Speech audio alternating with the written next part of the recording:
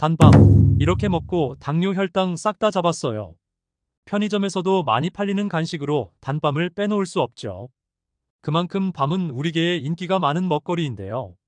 밤은 단순 간식으로 취급하기엔 우리 몸을 건강하게 하는데 깜짝 놀랄 만큼 많은 영양 성분을 갖고 있습니다.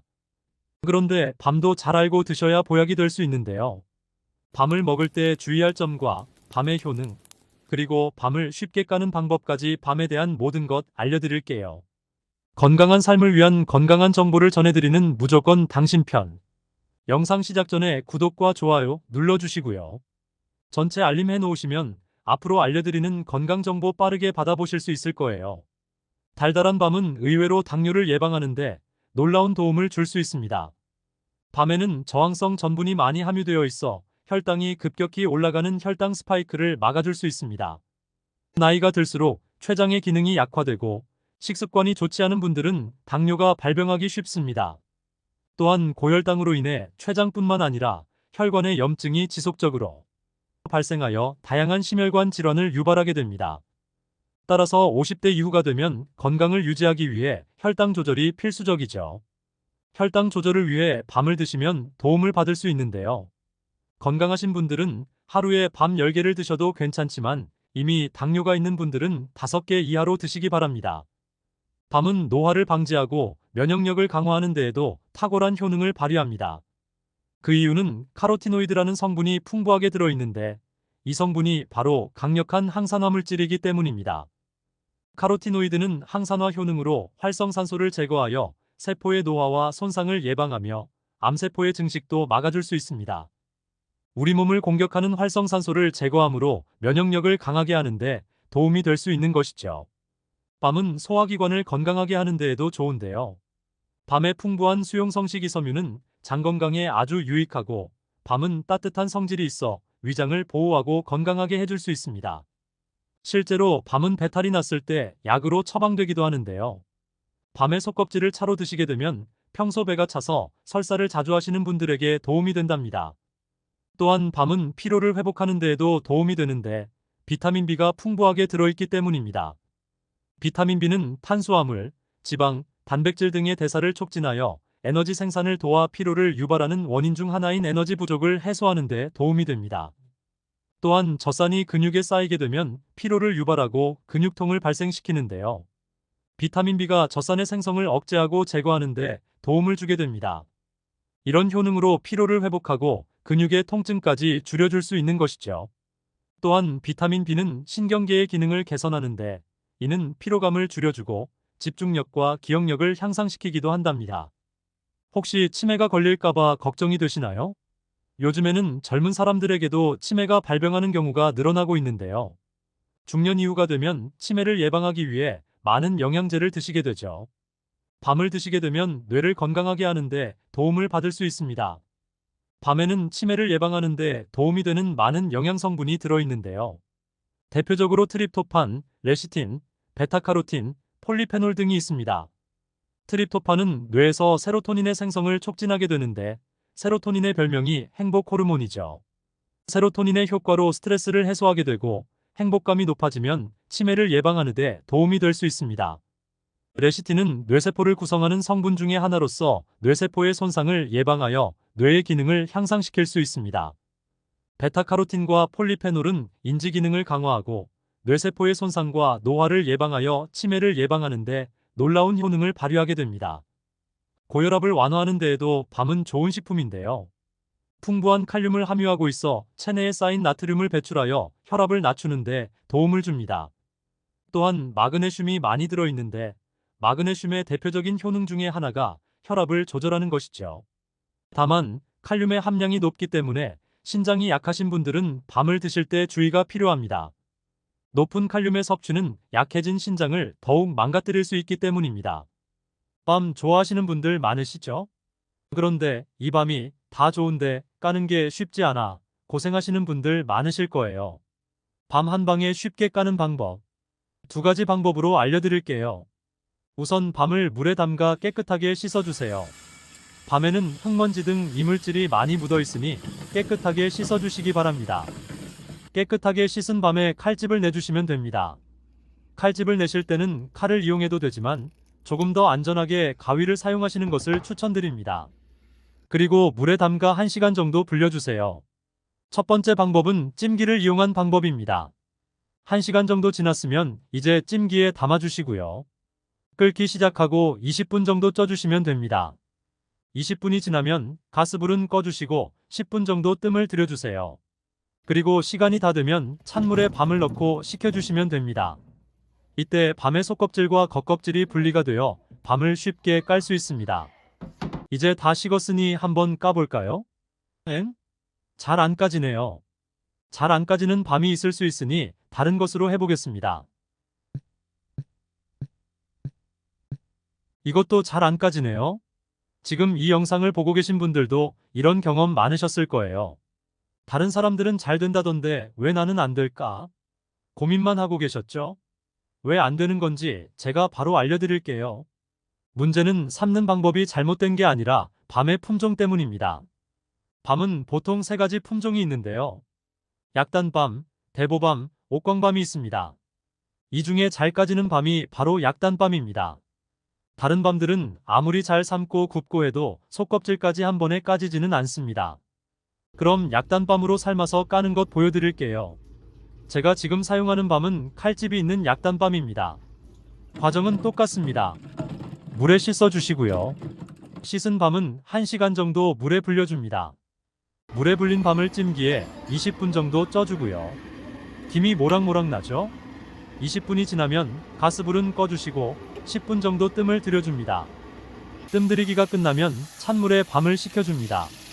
다 식은 밤은 물에서 건져주시고요. 이제 손으로 밤을 까보겠습니다. 자, 한번 볼까요? 어때요? 잘 까지죠? 다른 밤도 해보면 깔끔하게 잘 까집니다. 어때요? 맛있게 생겼죠? 밤 한 방에 쉽게 까는 방법 두 번째는 에어프라이어를 이용한 방법입니다. 에어프라이어로 하면 군밤 비슷하게 됩니다. 깨끗하게 씻은 밤을 물에 불리지는 않고요. 에어프라이어에 넣고 180도에서 20분간 구워줍니다. 다 구워진 밤 어때요? 벌써 벌어진 밤들이 보이죠? 지금은 너무 뜨거우니 조심하시고요. 잘 식은 밤을 한번 까보겠습니다. 밤 까는 재미까지 있는데요. 한번 볼까요? 어때요? 너무 잘 까지죠? 또한 끓는 물에는 이 클로로겐산이라고 하는 폴리페놀과 같은 좋은 성분이 다 녹아버려서 우리가 흔히 감자를 삶았을 때 삶은 물은 다 버리잖아요. 그러니까 이 감자를 삶았을 때 그 좋은 성분도 어느 정도 같이 버려진다고 보시면 될 것 같습니다. 물에 녹아서 버려지기 때문에 감자를 삶아서 먹는 방법은 그렇게 좋은 방법이 될 것 같지는 않고요. 감자를 찌게 되면 오히려 감자의 효소 활성이 늘어나면서 이 클로로겐산 함량이 더 증가한다고 해요. 그리고 우리가 흔히 많이 알고 있는 감자를 드실 때 싹난 부분 다들 많이 조심하잖아요. 하나 더 조심할 것은 싹뿐 아니라 건강한 습관이 항상 나를 만든다. 건강한 삶을 원하시면 지금 바로 구독을 눌러주세요. 삶아 먹고 데쳐 먹고 쪄 먹고 볶아 먹고 전으로 부쳐 먹고 정말 다양하게 먹는 채소가 바로 감자인데요. 건강에 좋은 감자도 잘 알고 드셔야겠죠. 먼저 감자를 드실 때 어떤 거와 함께 먹으면 안 되고 주의해야 될 점은 무엇이 있을까요? 감자는 바나나와 함께 드시면 안 됩니다. 그 이유를 한번 알아볼까요? 바나나는 칼륨과 다양한 영양 성분 그리고 식이섬유가 풍부해 에너지 공급과 다이어트에 좋기를 소문났는데요. 감자와 절대 함께 먹으면 안 된다니 정말 생각도 못하지 않았나요? 나트륨을 배출하는데 도움을 주기로 유명한 칼륨은 바나나뿐만 아니라 감자에도 풍부하게 함유가 되어 있습니다. 함께 드시게 되면 칼륨이 몸속에 과다하게 들어오고 그렇게 되면 세포의 수분 균형이 깨져 근육과 신경에 과도한 이완을 초래할 수 있고 근육의 무력감과 만성 손발 저림을 넘어 심하면 심장 부정맥을 일으킬 수가 있습니다. 또 혈압 상승도 같이 일으킬 수가 있고 함께 드시지 않고 따로 드시게 되면 이 칼륨은 우리 몸에 정말 좋은 효능을 발휘하는데 몸속 나트륨을 배출할 뿐만 아니라 칼륨은 혈관을 확장해서 몸속의 노폐물도 원활하게 배출되도록 도와줍니다. 또한 이 감자의 풍부한 칼륨은 알카리성으로 혈액의 산성화를 방지해서 뼈에서 칼슘이 빠져나가는 것도 막아주고 마그네슘과 같이 근육의 수축과 이완에 큰 도움을 줘서 다리나 종아리 근육의 갑작스러운 경련을 예방해주는 역할도 같이 해주기 때문입니다. 따라서 감자는 고혈압, 동맥경화, 뇌졸중, 이러한 심혈관 질환뿐만 아니라 뼈와 근육의 건강에도 많은 도움을 주기 때문에 정말 다양하게 조리해서 맛있게 드실 수가 있습니다. 근데 여기서 우리가 조리할 때 주의할 점도 있어요. 바로 감자전이나 감자튀김은 우리 몸에 독이 될 수 있다는 것입니다. 감자튀김이나 감자전 굉장히 맛있죠. 정말 맛있죠? 케찹에 찍어 먹고 마요네즈에 찍어 먹고. 근데 이러한 감자전이나 감자튀김이 칼로리가 굉장히 높고 비만과 심혈관 질환을 유발할 수 있는 이 트랜스 지방이 굉장히 많이 포함되어 있어서 건강에 해롭다는 사실은 굉장히 많이 들어보셨을 거예요. 이 감자를 튀기게 되면 아크릴 아마이드라는 유해 물질이 굉장히 많이 발생하게 됩니다. 튀긴 감자 굉장히 맛있는데 감자와 고구마와 같이 이러한 탄수화물이 많은 식품을 굉장히 높은 온도로 굽거나 튀길 때 생성되는 이 아크릴 아마이드는 암을 유발하고 뇌신경의 단백질을 손상시켜 알츠하이머성 치매, 파킨슨병의 위험을 증가시킨다고도 알려져 있습니다. 이러한 이유로 아크릴 아마이드는 세계보건기구와 국제암연구소에서 유해물질로 지정된 매우 위험한 물질인데 이런 위험한 물질을 굳이 일부러 만들어 먹을 필요는 없겠죠. 그렇다면 튀김 말고 어떻게 먹어야 되나? 감자를 삶아서 소금이나 설탕을 찍어 먹는 것, 이것 또한 좋아하시는 분들 굉장히 많을 거예요. 근데 물속에 넣어서 삶는 것보다는 감자는 찜기에 쪄서 드시는 게 굉장히 좋습니다. 감자에는 클로로겐산이라고 하는 폴리페놀 성분이 다량 함유가 되어 있는데 이 폴리페놀 성분이 특히 좋은 기능을 굉장히 많이 해요. 이 폴리페놀은 항암 효과가 있고 항산화 작용도 굉장히 강력하기 때문에 세포의 손상을 방지하고 세포의 변형도 방지해주는 기능이 있어 항암 작용도 있다라고 알려져 있고 이 클로로겐산이 심장 질환의 위험성 정도도 감소시켜 줄 수 있습니다. 그리고 피부 건강에도 감자가 도움이 될 수 있는데 이는 과산화 지질을 방지해주는 기능도 있습니다. 지질, 지방, 기름이 과산화되는 것을 방지하기 때문에 특히 피부주름, 피부 노화, 여러분들 굉장히 많이 심각하게 생각하시고 계시잖아요. 우리 주름만 없어도 피부가 노화가 안 돼도 이 탱탱한 살도 유지할 수 있을 텐데 이거를 막아주는데 감자의 클로로겐산이 굉장히 많은 도움이 될 수가 있습니다. 그리고 다이어트에도 도움이 될 수가 있는데 이 체지방을 분해해주는 효과도 있습니다.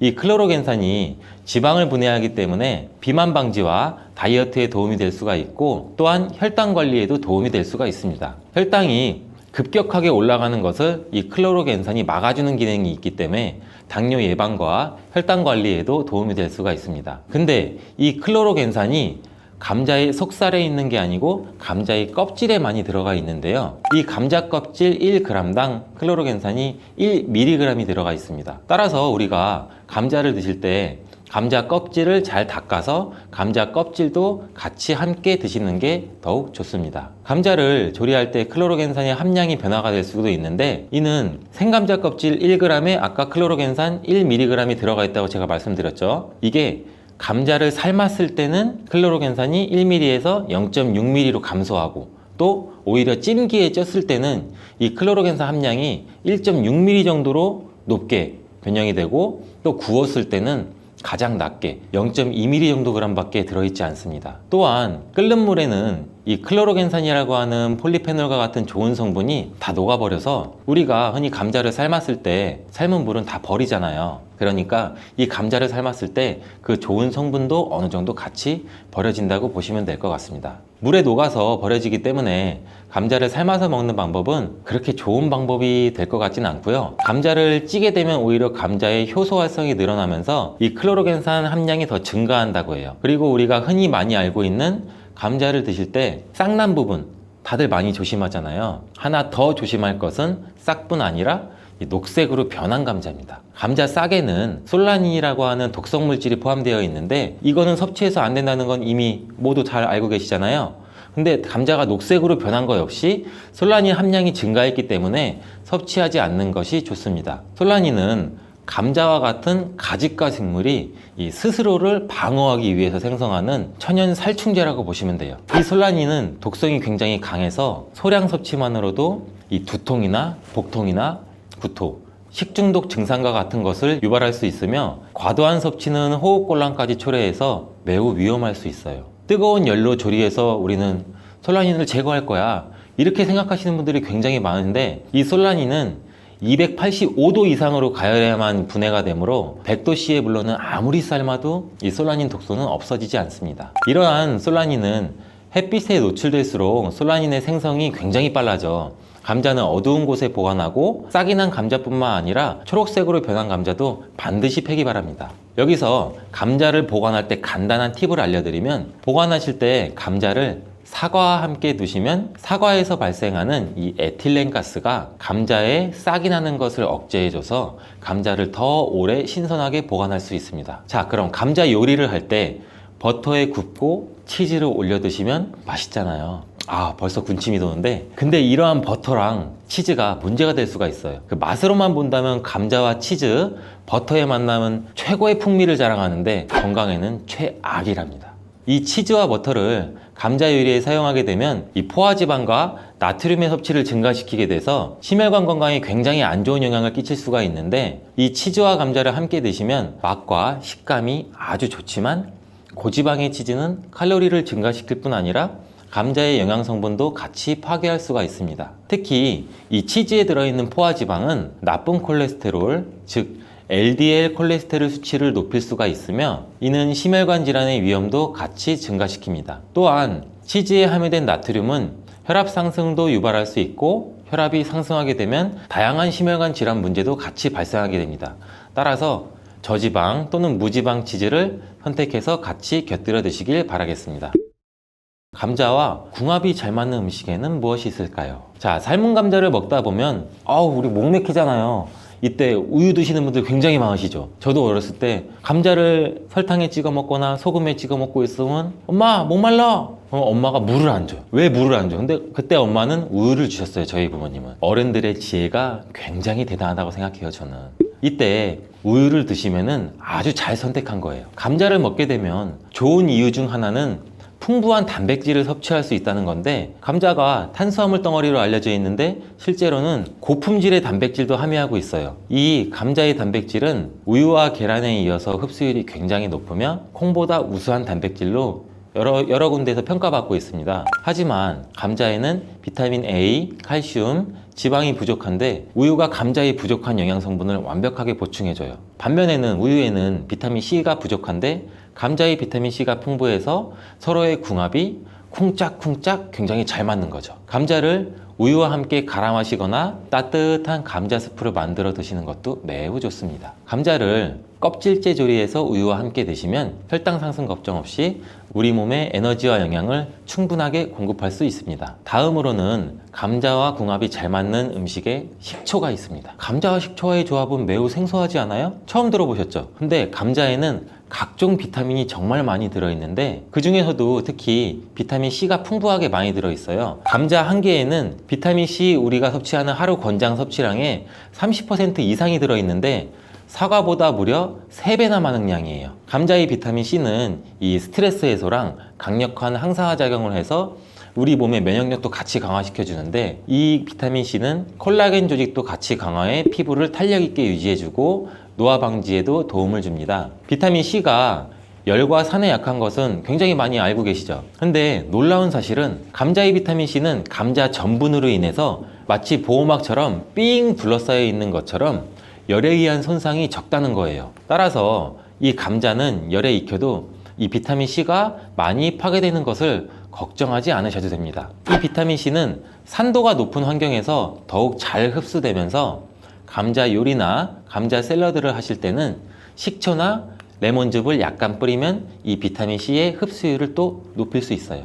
양파 또한 감자랑 함께 드시면 보약이 되는데, 이 감자가 위 건강에 좋다는 사실을 알고 계시나요? 그 이유는 바로 항염작용을 하는 폴리페놀과 아르기닌 성분 때문이에요. 이 성분들은 우리 몸의 위 벽을 보호하고 이 세포의 변형을 막아 염증도 감소시키면서 독소를 제거하는 역할도 같이 해요. 이뿐만 아니라 감자는 알칼리성 식품으로 건강에 이로운 식품으로 손꼽히는데, 우리 몸이 산성화될 때 다양한 질병의 위험이 굉장히 높아져요.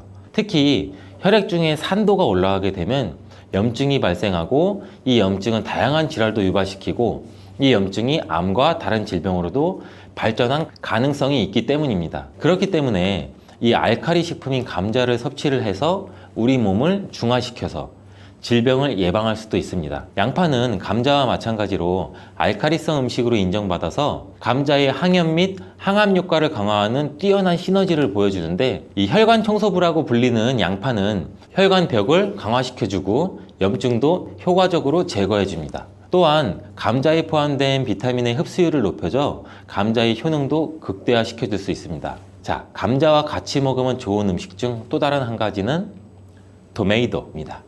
이 토마토가 건강에 이로운 슈퍼푸드라는 사실은 여러분들 누구나 다 알고 계시잖아요. 이런 토마토는 감자와 함께 드시면 정말 보약과 같은 효능을 발휘하게 되는데요.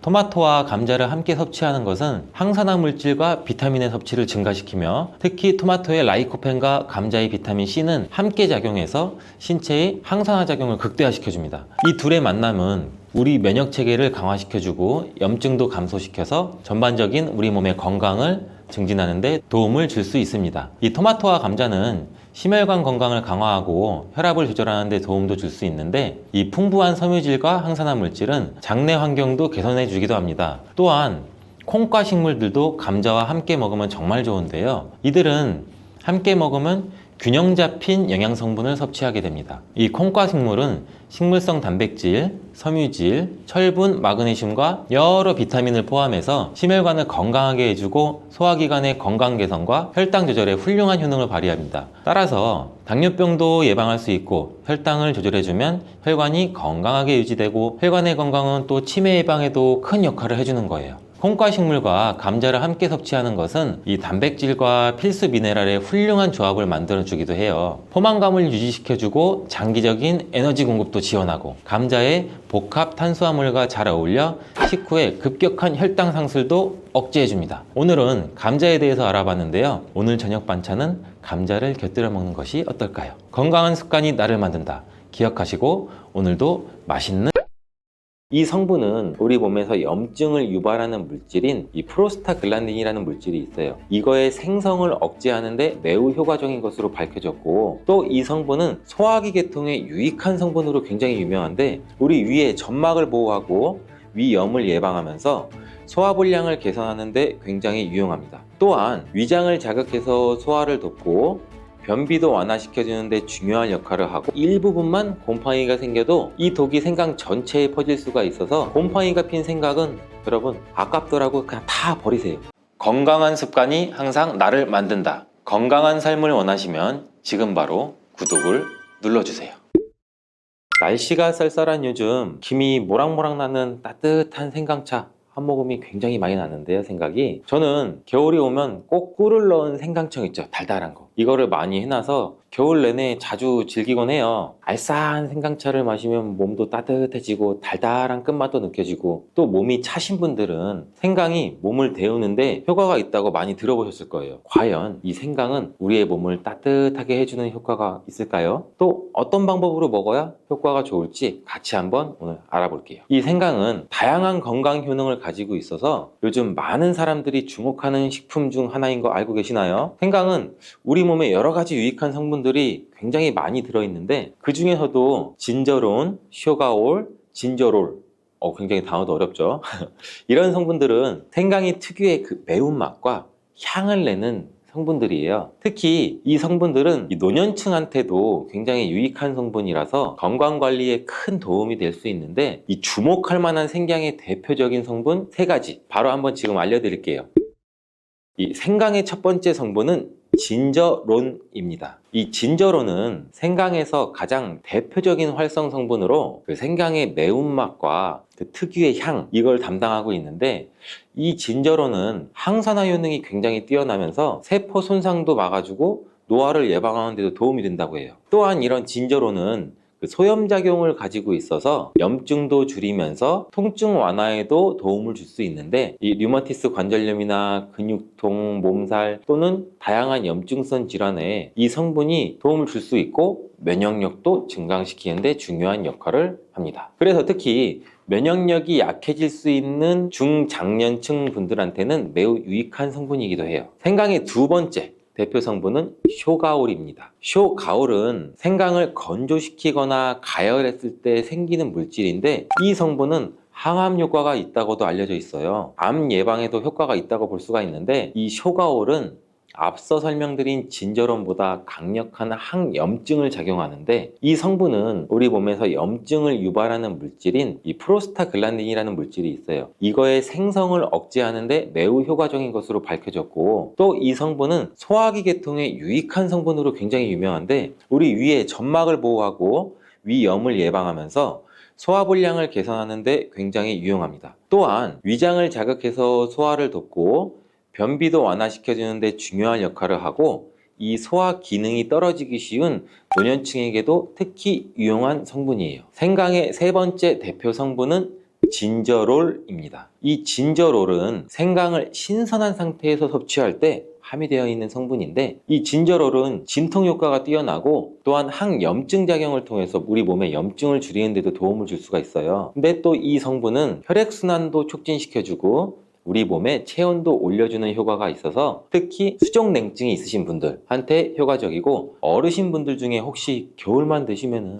손과 발이 땡땡 얼어, 손과 발이 너무 차 이러신 분들 많잖아요. 수족냉증 문제를 해결하는 데도 큰 도움이 될 수가 있어요. 또한 이 성분은 향균과 항바이러스 성질을 가지고 있어서 감염 예방에도 도움을 받을 수 있는데 이 호흡기 질환을 예방하고 이 증상을 완화하는 데에도 효과적인 성분입니다. 혹시 공자 아시나요? 누구든지 한 번쯤은 들어보셨을 텐데 이 공자도 살아생전에는 먹는 음식도 굉장히 철저하게 관리했다고 해요. 이 공자가 매 식사마다 생강을 빼놓지 않고 먹었다는 것 알고 계신가요? 공자는 이 생강이 얼마나 몸에 좋은지 그 옛날부터 알고 있었던 거예요. 이 공자께서 73세의 생을 마감했는데 그 옛날 평균 수명을 생각하면은 어마어마하게 장수했던 거죠. 이렇게 건강에 좋은 생강이 왜 그렇게 좋은지 이 우리의 건강에 어떻게 도움이 되는지 4가지 주요 효능을 간단히 소개해 드릴게요. 생강의 효능 첫 번째는 면역력 강화입니다. 이 서울대 노화연구소에서 꼽은 면역력에 좋은 식품 3가지 안에 이 생강이 포함돼요. 생강에는 아까 소개해드렸던 3가지 성분 진저론, 쇼가올, 진저롤이 포함되어 있어서 우리 몸의 면역력을 강화하는 데 매우 효과적이고 특히 항염증 효과가 뛰어나서 몸의 염증을 줄여주고 면역체계가 더 강하게 작동하도록 도와주는데 면역력이 떨어지기 쉬운 노년층에서는 자주 섭취하는 것이 좋은 식품입니다. 생강을 꾸준히 섭취하면 감기나 각종 질병에 걸리는 확률도 낮춰줄 수 있다는 거 잊지 않기를 바라겠습니다. 생강의 두 번째 효능은 항산화 효과입니다. 미국 국립암연구소가 뽑은 항산화 식품 1등급인 생강은 진저론과 쇼가올 같은 성분이 포함되어 있는데 이 성분들은 강력한 항산화 효과를 가지고 있어서 이 물질이 우리 몸에서 자유 라디칼이라는 그 유해 물질을 제거해줘요. 그래서 노화나 염증이나 심혈관 질환 그리고 또 각종 질병도 예방하는 데 굉장히 중요한 역할을 하고 특히 이 생강은 세포의 산화적 스트레스도 줄여주고 우리 몸의 피로회복과 노화 방지에 효과적이어서 건강한 노년을 위해서 꼭 필요한 식품이라고 할 수 있습니다. 자, 생강의 세 번째 효능은 바로 이 수족냉증 완화입니다. 이 수족냉증은 특히 노년층에서 흔하게 나타나는 증상 중에 하나인데 손끝, 발끝이 차가워지고 특히 여름철보다는 겨울철에 더 불편함을 겪는 분들이 굉장히 많으세요. 근데 이 생강이 혈액순환을 촉진시켜주는 효과도 있고 수족냉증을 완화하는 데도 굉장히 탁월해요. 생강의 진저로 같은 성분이 우리 몸의 체온을 따뜻하게 높여주고 혈관도 확장시켜서 손, 발끝이 따뜻해지는데 혈액순환을 통해서 도움을 줄 수가 있죠. 또한 이 한의학에서는 생강이 몸에 찬 기운을 밖으로 내보내주고 또 몸 안에 열을 발산해주는 걸로 효능이 있다고 굉장히 유명한데 우리 옛 조상님들부터 이 생강이 몸을 따뜻하게 해주는 효과가 있다는 것을 알고 있었던 것이죠. 생강의 네 번째 효능은 우리 소화불량 개선입니다. 예전처럼 많이 먹지도 않았는데 속이 더부룩하신 분들 많으시죠? 소화불량은 나이가 들면서 자주 겪게 되는 일반적인 문제이기도 한데요. 나이가 들면 우리 몸의 위, 장뿐만 아니라 다른 소화기관도 서서히 노화를 시작되기 때문에 몸의 연동운동이나 아니면 소화효소를 분비하는 게 점차 줄어들어요. 이렇게 생강은 소화불량을 개선하는 데 매우 효과적이고 생강에 포함된 쇼가올이라는 성분은 우리 위장의 운동을 촉진시키고 위염 또한 예방하는 데 도움이 되는데 메스꺼움이나 구토 증상을 완화시켜주기 때문에 특히 소화기 계통에 문제가 있으신 분들한테도 도움을 주기도 합니다. 그런데 이렇게 좋은 생강 그냥 차로만 드시고 계신 분 많으시죠? 생강차가 굉장히 유명하고 대중적이잖아요. 근데 각 방법은 그에 맞는 효능을 더 잘 발휘할 수 있기 때문에 여러 방법으로 생강을 활용해서 드시는 게 좋습니다. 차로 드시는 것 말고도 여러 가지 섭취 방법이 있으니 제가 자세히 한번 알려드릴게요. 자, 첫 번째 방법은 가장 간단한 방법으로 생으로 먹는 것입니다. 생강 생으로 먹으면 씁쓸하고 맵고 생강을 얇게 썰어서 샐러드나 요리에 넣어서 먹을 수도 있어요. 근데 생강을 생으로 먹을 때 생강의 모든 효능을 그대로 섭취할 수 있고 실은 항산화 효과, 항염 효과를 가장 잘 느낄 수 있다고 해요. 물론 그 특유의 쌉싸름하고 매운맛이 강하기 때문에 이런 매운맛, 쌉싸름 맛을 좋아하지 않으시는 분들은 식초에 조금 절여주시거나 물에 생강을 조금 담궈서 매운기를 빼고 드시면 생으로 먹는 것이 조금은 아마 편해질 거예요. 두 번째 방법은 생강을 말려서 먹는 거예요. 생강을 건조시켜서 차나 국물에 넣어 먹을 수가 있는데 햇볕이 잘 들고 통풍이 잘 되는 곳에 말리셔도 되고 아니면 음식 건조기 같은 거에 놓고 말리셔도 돼요. 이러한 말린 생강은 소화 기능을 더욱 돋고 소염작용을 강화하는 데 효과적인데 이 말린 생강은 장시간 보관이 가능하고 또 생강의 매운맛이 부드럽게 중화돼서 편하게 섭취 가능해요. 체온을 높여주는 효과가 있고 겨울철에도 특히 유용한 제품이죠. 차로 끓여서 마시면 또 몸을 따뜻하게 해주고 피로 회복에도 도움이 돼요. 우리 흔히 약국 같은 데서 많이 보면은 생강 쌍화도 굉장히 많잖아요. 이렇게 생강이 가지고 있는 효능 때문에 쌍화차랑도 같이 혼합해서 곁들여서 나온 제품들도 많은 이유가 이것 때문이죠. 그리고 세 번째 방법은 생강을 가루로 내서 먹는 방법이에요. 생강가루는 또 다양한 요리에 활용할 수 있고 특히 음료나 디저트에 넣어서 먹기 좋은데 혹시 진저맨 쿠키라고 들어보셨나요? 진저가 생강이잖아요. 이 진저맨 쿠키는 크리스마스 때 유독 상점이나 이런 쪽 마트 쪽에 자주 보이는데 외국에서는 이 진저맨 쿠키라고 쿠키 반죽에 생강가루를 소량 넣어서 겨울철에 생강을 먹기 싫어하는 아이들한테 이렇게 가루 형태로 만들게 되면 생강의 매운맛을 부드럽게 즐길 수 있고 물에 타서 마시거나 다양한 요리에도 넣어 드실 수 있고 또한 소화 기능도 돋고 약간의 진통 효과까지 누릴 수 있어요. 그냥 생강만 드시게 되면 너무 맵다고 하시는 분들 있으신가요? 또는 생강의 향이 너무 강해서 몇 개 드시고 싶으신 분들도 있으실 텐데 그런 분들은 주목해 주세요. 생강과 잘 어울리는 식품 몇 가지를 제가 지금 소개해 드릴게요. 생강과 잘 어울리는 식품 첫 번째는 레몬입니다. 이 레몬과 생강은 굉장히 궁합이 아주 좋은데요. 레몬은 비타민 C가 풍부하고 면역력 강화에도 도움을 주고 생강은 항산화 작용에도 도움을 줘요. 이 두 가지를 함께 섭취하면 서로의 효과가 극대화되면서 특히 감기 예방에도 탁월해요. 우리 감기 걸리면은 카페 같은 데 가서 따뜻한 레몬 생강차 주세요 이렇게도 많이 하잖아요. 이런 이유로 둘이 궁합이 굉장히 잘 맞는 음식이고 이 레몬은 소화 촉진에도 도움을 주고 생강도 소화 불량에도 도움을 줘서 이 둘을 함께 드시면 소화 기능도 개선되고 면역력 강화와 항산화 효과까지 배가 된다는 것 이것도 기억해 주세요. 생강과 레몬은 레몬 생강차나 레몬 생강을 함께 넣은 샐러드로 드시는 것을 추천드리겠습니다. 자, 생강과 궁합이 좋은 식품 두 번째는 강황입니다. 이 강황은 생강과 함께 먹으면 항염증, 항암, 면역력 증진 효과가 매우 강력해지는데요. 강황의 주성분인 커큐민은 이 항염증과 항산화 작용으로 뛰어나 있다고 굉장히 많이 알려져 있죠. 생강에 진저론, 시오가올, 진저롤과 함께 염증을 줄이고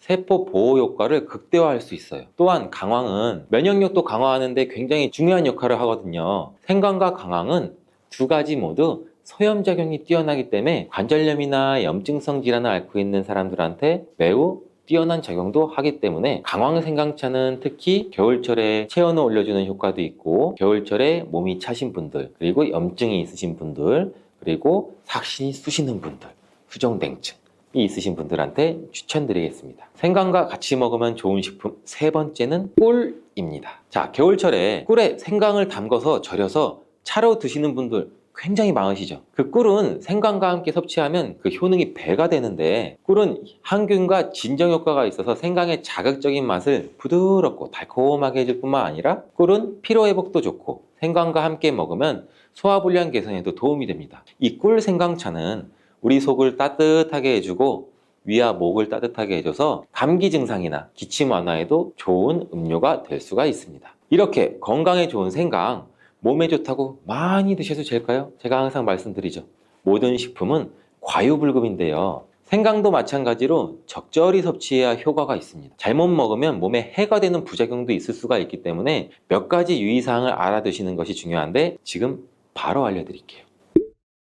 생강을 저장할 때 대충 비닐에 보관하셨다가 곰팡이 피신 분들 있으시죠? 이 생강은 곰팡이가 생기지 않도록 주의해야 하는 게 첫 번째인데요. 이 생강 자체에 수분 함량이 많아서 습기에 민감해요. 또 곰팡이가 이것 때문에 쉽게 생길 수가 있죠. 이때 곰팡이가 생긴 생강은 절대 섭취하지 않도록 해주세요. 왜냐하면 이 생강에 핀 곰팡이는 미코톡신이라고 하는 독소를 생성하는데 그 일부 미코톡신은 인체에 굉장히 유독해요. 그래서 간과 신장, 면역계에 심각한 손상을 줄 수도 있습니다. 또한 이 생강의 일부분만 곰팡이가 생겨도 이 독이 생강 전체에 퍼질 수가 있어서 곰팡이가 핀 생강은 여러분 아깝더라고 그냥 다 버리세요. 곰팡이가 피지 않도록 생강을 보관할 때는 통풍이 잘 되는 곳에 보관해 주시고 습기가 많은 곳은 피하시는 게 좋아요. 이렇게 생강은 많은 효능을 가지고 있지만 과다하게 섭취할 경우 부작용도 있을 수가 있는데 너무 많이 지나치게 먹으면 우리 속이 쓰리거나 위염, 위장장애를 일으킬 수 있고 하루에 2g에서 3g 정도를 섭취하는 게 적당하면서 위장이 민감하신 분들은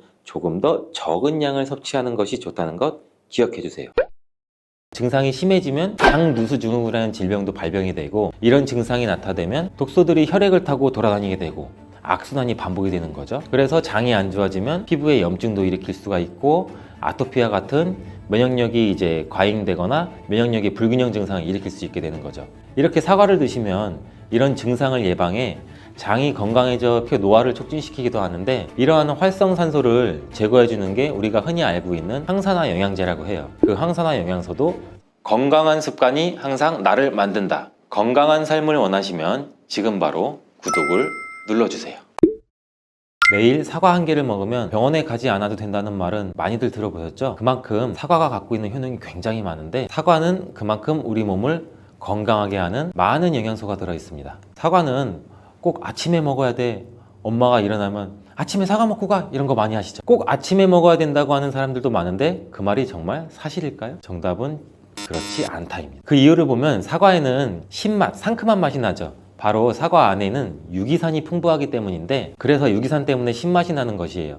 이 유기산은 우리 몸에 이로운 정도 있지만 평소에 속쓰림이 자주 있거나 위염, 식도염이 있는 분들이 아침에 공복에 사과를 먹게 되면 우리 몸의 위 점막에 심한 자극을 줄 수 있어요. 빈속에 안 그래도 속이 쓰리신 분도 많은데 음식물이 있을 때 위 안에서 위산이 분비되고 위액이 분비돼야 중화가 되면서 우리 위도 코팅이 되고 건강한데 음식이 없을 때 위산이 분비되면 오히려 위벽을 깎아먹게 되는 효과를 나타내거든요. 그래서 평소에 위가 약하거나 위염이 있으신 분들, 역류성 식도염이 있으신 분들 이러신 분들 같은 경우에는 공복에 사과를 드시는 게 오히려 독이 될 수가 있습니다. 또한 마늘과 파 같은 음식은 열을 내는 음식이라고 하면 우리 사과는 우리 몸을 차갑게 하는 과일이라서 몸이 찬 분들은 사과를 드실 때 또 주의를 하셔야 돼요. 위염 같은 증상이 있는 분들은 공복에 사과를 드시면 사과가 소화도 되지 않고 설사를 하게 될 가능성도 높고 평소에 아랫배가 차거나 손발이 차서 수족냉증에 걸리신 분들도 많으시고 혈액순환도 안 되고 또 생리기간 중에 있으신 여성분들도 사과를 드실 때는 주의하셔야 됩니다. 이런 분들이 사과를 드실 때는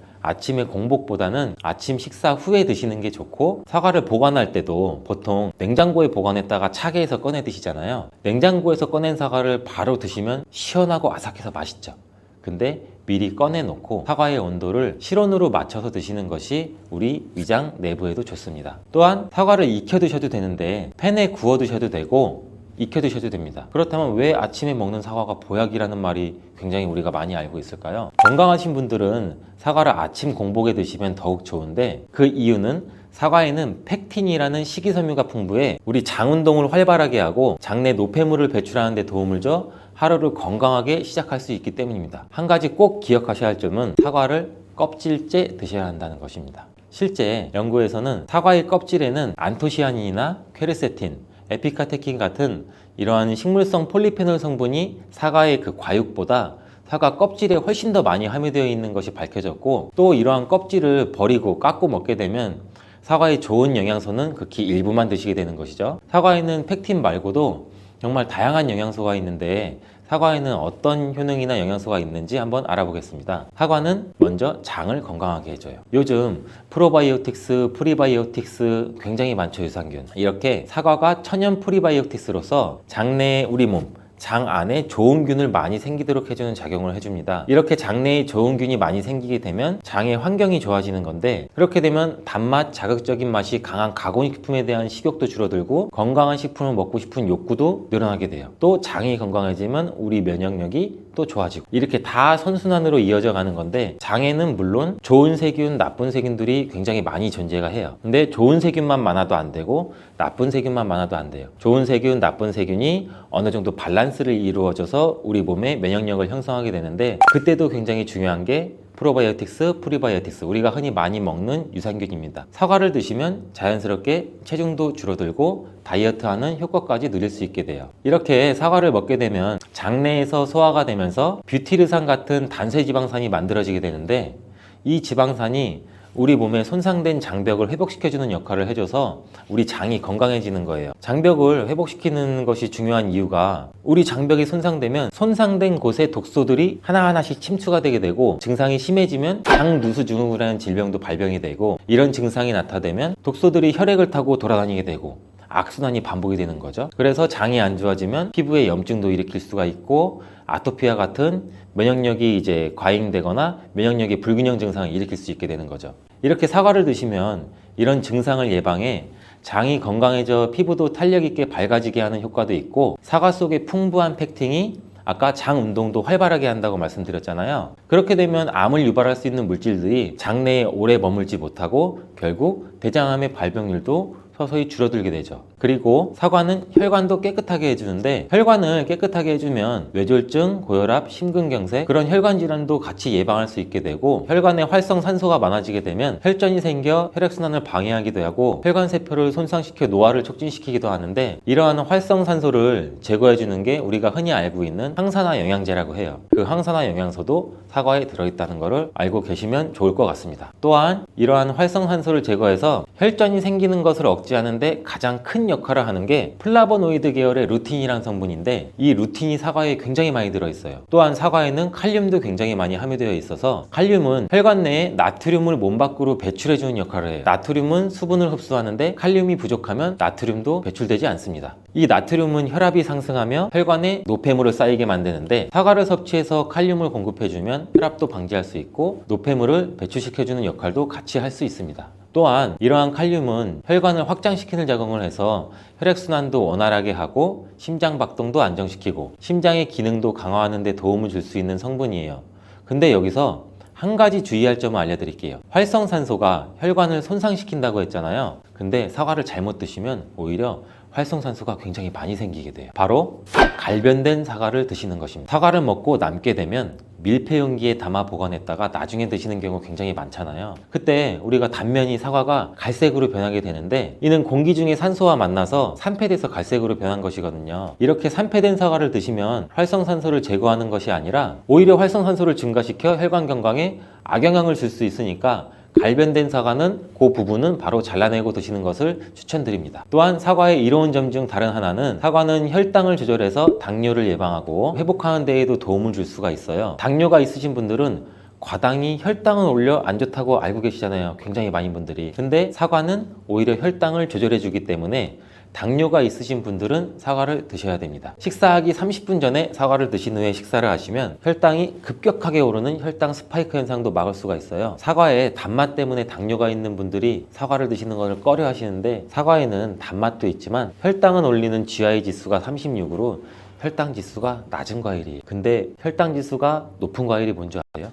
수박은 다른 거에 비해서 혈당 지수가 높기 때문에 당뇨가 있으신 분들은 조금 조심해서 드시면 좋을 것 같습니다. 실제로 대학 연구팀에서 실험한 것을 발표했는데, 건강한 사람을 대상으로 쌀밥만 먹은 경우랑 30분 전에 사과를 먹고 쌀밥을 드신 경우를 비교를 했을 때 혈당이 쌀밥만 먹은 경우보다 50% 정도로 떨어지는 것도 확인이 된 실험도 있어요. 당뇨가 있는 분들도 이제 안심하시고 식사 후에 드시지 말고 반드시 식사 30분 전에 꼭 사과를 드시고 식사를 하시길 바랍니다. 한 가지 주의할 점은 사과를 갈아서 사과 주스로 드시게 되면 오히려 흡수가 빨라 혈당을 올릴 수가 있으니 사과를 껍질째 씹어서 천천히 드시는 게 좋을 것 같습니다. 또한 사과의 다른 효능 중 한 가지는 기관지도 깨끗하게 청소해주는 효능도 있어요. 사과에는 양파와 마찬가지로 퀘르세틴이라는 성분이 풍부하게 함유되어 있는데 이 성분은 호흡기 점막에 생기는 염증을 가라앉히고 예방하는 효과도 있어요. 퀘르세틴 영양제도 있는데 이 퀘르세틴 영양제가 아이들 비염, 기관지염 이런 쪽을 개선시킨다고 많이들 이제 광고도 하는데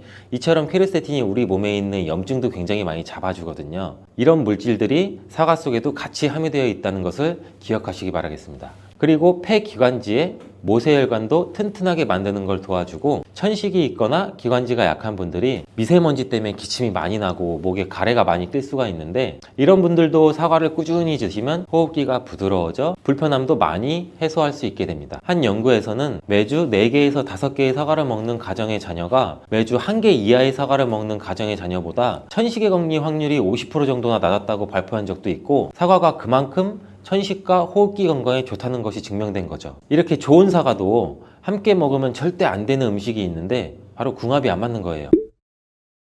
그 음식을 알아볼 텐데 바로 우유, 요거트, 치즈 이런 유제품류예요. 여러분 놀라셨죠? 유제품이랑 사과를 아침에 굉장히 많은 분들이 같이 함께 드시고 계시는데 요새 샐러드 같은 것도 많이 드시면서 샐러드에 사과도 넣고 드레싱으로 요거트랑 치즈도 붓고 이러한 경우가 많은데 유제품과 사과를 함께 드시면 사과의 비타민C가 우유에 부족한 영양성분을 보충해줘서 좋은 것으로 대부분 많이 알고 계시는데 이런 내용이 전혀 틀린 것은 아니에요. 근데 소화기능이 약하신 어르신분들이나 위염, 식도염 같은 증상이 있으신 분들은 이렇게 드시면 안 돼요. 영상 초반에도 제가 잠깐 말씀드렸듯이 이런 증상이 있는 분들은 유제품과 사과를 함께 드시면 그 증상이 더욱 악화되는데 그 이유는 사과의 유기산과 우유의 카제인이라는 성분이 만나게 되면 엉기는 현상이 일어나서 이게 덩어리가 져요. 덩어리가 져서 윗속에 들어가면 위산하고도 만나서 더 큰 덩어리가 형성되고 그러면 또 당연히 더 큰 덩어리가 형성되니까 소화가 늦어지겠죠. 소화도 힘들어져요. 이렇게 평소 소화가 잘 되고 건강한 사람이랑은 별로 상관이 없는데 그렇지 않은 분들한테는 소화불량과 대장염도 일으킬 가능성도 있고 이게 지속적으로 반복이 되면 대장암이 생길 수도 있죠. 장 건강이 중요한 이유는 이 장은 정신 건강에까지 영향을 주기 때문인데 행복 호르몬이라고 불리우는 세로토닌 많이 들어보셨죠? 이 세로토닌의 95%가 장에서 만들어지기 때문에 장이 건강해야 행복감이 또 올라갈 수 있어요. 여기서 또 하나 절대 드시면 안 되는 것이 바로 사과 씨입니다. 사과 주스를 만들어 드실 때 씨까지 함께 갈아서 드시는 경우도 굉장히 많이 있는데 이 사과 씨에는 아미그달린이라는 성분이 함유되어 있어요. 이 아미그달린이 소와 효소와 만나게 되면 이게 시아나스소라는 유독물질로 분해가 돼요. 이 시아나스소는 인체에서 유해한 독성이 굉장히 강한 물질인데 이걸 섭취하게 되면 두통이나 어지럼증, 구토, 복통 이러한 증상들이 나타날 수가 있고 심한 경우에는 이게 심장박동에도 영향을 줘서 호흡곤란, 혼수상태 이런 심각한 증상도 나타날 수 있어요. 건강한 성인의 경우에는 사과 한 개에 들어있는 씨의 양에는 뭐 그닥 큰 영향이 없을 수가 있는데 독성에 약한 어린아이 그리고 연세가 많으신 분들한테는 이런 것도 굉장히 민감하게 반응할 수 있으니까 꼭 주의하셔야 됩니다. 사과는 유독 보여지는 것이 중요한 과일인데 흠집이 있거나 색상이 좋지 않으면 상품성이 많이 떨어져요. 근데 유독 윤기가 있거나 반짝반짝하고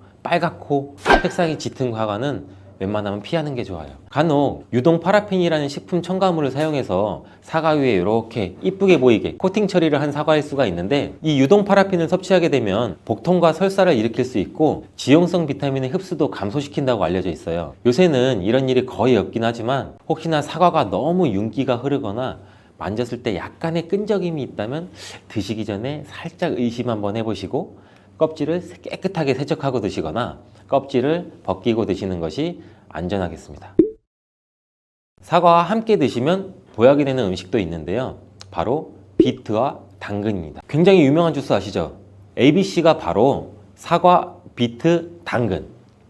애플, 비트, 캐럿 이 세 가지를 갈아서 만든 주스인데 사과, 당근, 비트를 함께 드시게 되면 영양소의 흡수율이 굉장히 증가하고 서로의 시너지를 굉장히 크게 나타내요. 이 서로의 영양소를 보완해줘서 더욱 건강하게 드실 수가 있는데 또한 식이섬유가 폭발적으로 증가해서 장 운동을 촉진하고 변비 예방도 탁월해져요. 그리고 사과, 당근, 비트 이 세 가지는 모두 강력한 항산화 물질이 풍부해서 체내에 있는 활성산소를 제거해서 세포의 노화도 방지해주고 몸에 활력을 불어넣어 줄 수도 있는 거예요. 함께 먹으면 보약이 되는 음식으로도 고구마도 있습니다. 이 고구마에는 베타카로틴이라는 성분이 풍부해서 항암작용과 함께 면역력도 같이 강화해 주는데 혈관 건강에도 도움을 줄 수가 있어요. 고구마를 드시면 소화가 잘 안 되는 증상도 나타날 수가 있는데 이게 왜 그러냐면 고구마 속에 함유되어 있는 아마이드라는 성분이 장에서 이상 발효를 일으켜서 가스가 차고 소화불량 증상도 같이 나타나는 건데 이때 같이 사과와 함께 드시면 사과에 함유된 펙틴이 아마이드의 이상 발효 증상을 억제해서 가스가 차는 증상을 발생하지 않도록 도와주게 돼요. 또한 이러한 사과의 효능 중 하나인 혈관을 깨끗하게 하는 것을 고구마의 베타카로틴이 도와줘서 이 효능이 극대화가 돼서 건강에 정말 좋은 음식 궁합도 될 수 있답니다.